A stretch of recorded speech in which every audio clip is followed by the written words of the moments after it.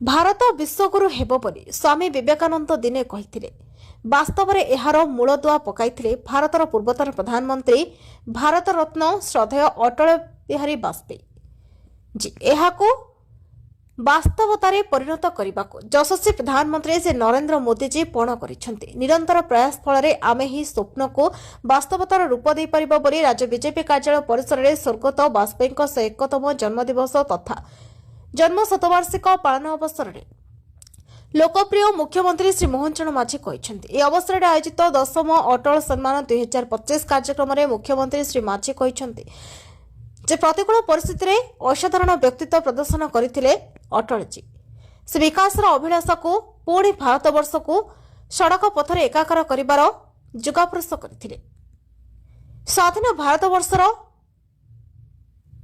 ସୁଶାସନର ପ୍ରବର୍ତ୍ତକ, ସାରସ୍ୱତ ସାଧକ, 5 ଦଶନ୍ଧିର ସାଂସଦ, ଯୁଗାନ୍ତକାରୀ, ମହାମାନବ, ଭାରତରତ୍ନ ପୂର୍ବତନ ପ୍ରଧାନମନ୍ତ୍ରୀ ଅଟଳଜୀ ସବୁ ଭାରତୀୟଙ୍କ ପାଇଁ ସର୍ବଦା ଆଦର୍ଶ ପୁରୁଷ ଓ ପ୍ରେରଣାର ଉତ୍ସ ହୋଇ ରହିବେ।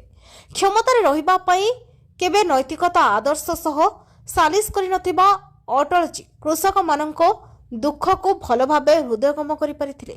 ସେ କୃଷକମାନଙ୍କ ପାଇଁ କିଷାନ କ୍ରେଡିଟ୍ କାର୍ଡ ଓ ଫସଲ ବୀମା ଯୋଜନା ଆରମ୍ଭ କରିଥିଲେ।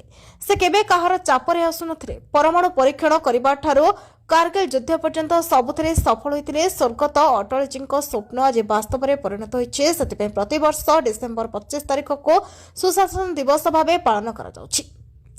ବିକଶିତ ଭାରତ ଗଢ଼ିବା ପାଇଁ ଅଟଳଜୀ ଯେଉଁ ପ୍ରୟାସ କରିଥିଲେ, ଯଶସ୍ୱୀ ପ୍ରଧାନମନ୍ତ୍ରୀ ଶ୍ରୀ ମୋଦିଜୀ ତାହାକୁ ପୂରଣ କରି ଚାଲିଛନ୍ତି।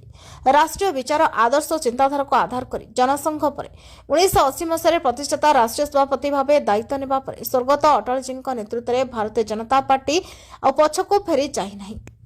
ଜଣେ ଭାରତବର୍ଷର ନିର୍ମାତା କହିଲେ ଅତ୍ୟୁକ୍ତି ହେବ ନାହିଁ।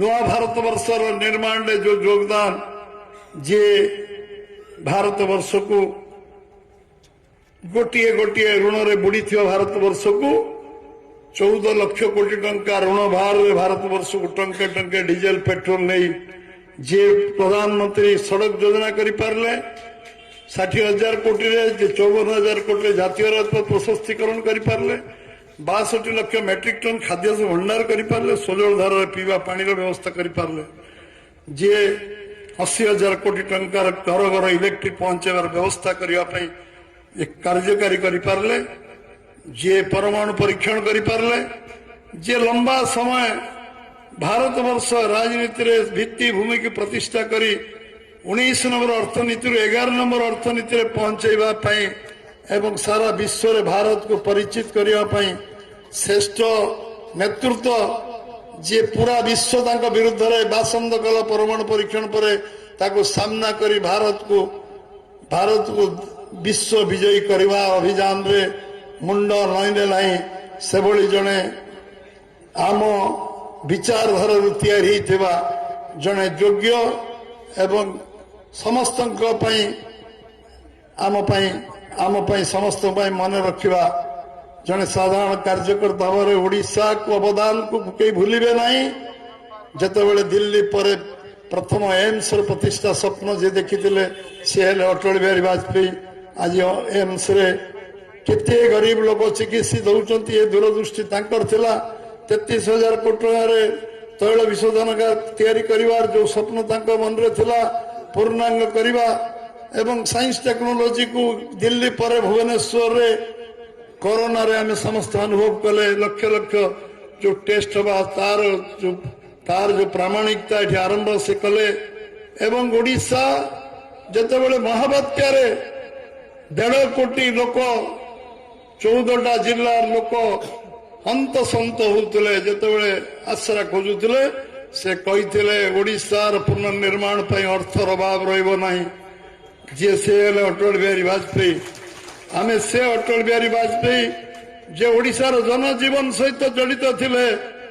ଯେତେବେଳେ ମିଟିଂ ପରେ ତାଙ୍କୁ କୁହାଗଲା, ଆମର କେବିଜି ବସିଛନ୍ତି ତାଙ୍କ ଧର୍ମପତ୍ନୀ, ଯେତେବେଳେ ମହାରାଣୀ କହିଲେ ଯେ ବଲାଙ୍ଗୀରରେ ମରୁଡ଼ି ହେଇଛି, ସେ କହିଲେ 15 ସାଲ हुआ बलांगीर में मरुड़ी सुखा है। तो गोटे लोक बलांगीर जिले में मरुड़ी है 15 वर्ष एक जानुवा जड़े लोक ओडिशार जनजीवन रे ओडिशा को 84 मसीह 6 दिन आसी बुलिबा सब अंचल को देखिबा बुलिबा लोक मिसिबा एवं पूरा लंबा समय धरी लोक शुणा मुझे सहित काम कर सौभाग्यवान मन करुच्ची। भुवनेश्वर मनोज कुमार बारिंग रिपोर्ट समीक्षा न्यूज लाइव।